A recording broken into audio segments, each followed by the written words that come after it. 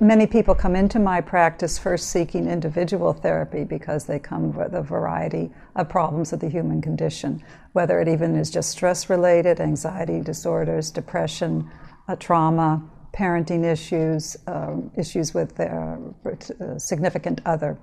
And after a period of time working together, I often suggest group therapy, because then people, once they understand some of what the background of their problems are about, then we're able to bring it into the group experience and continue to intensify with others that are in the group as well to work on the problems they're having outside the room.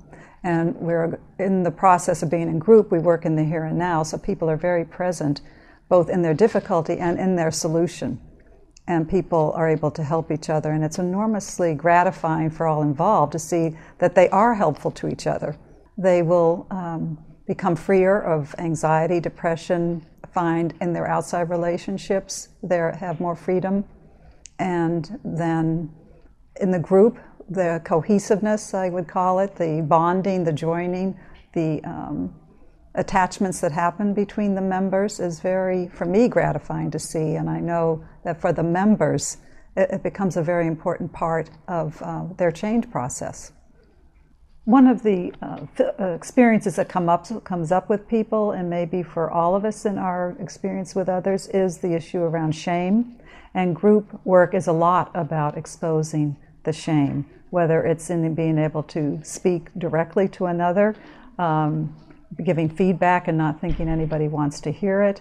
There's all sorts of sensors that happen in people's brains. Those get exposed in group, they get normalized, people are encouraged to just be as real and authentic as they possibly can be, and that is a very liberating and freeing experience. And in this evaluation, I also ask people how much of their own patterns do they understand, because they need to realize the group as a laboratory, which is what I always call it, they will be in those patterns. And we want patterns to change because now we know so much more about this now because of all of the information and science on brain research. Some of the patterns are hardwired, but the change happens through experiences that start new brain pathways. And group is a fundamental way, we're finding in the research, of accomplishing these new neural pathways. One of the things I offer in my practice is that I'm a certified addiction specialist. So I'm able to help people identify where in the paradigm of use, abuse, and addiction they may be, if they happen to be. And after a period of recovery, which often I use the help of the 12-step programs, but those people as well will go into some of my generic psychotherapy groups, and in that here and now process with other people in the room, continue their recovery that they have begun in the individual therapy, and then it gets heightened in the group. I've been in practice for 25 years and have been privileged to help people change and transform their lives because I believe in this process.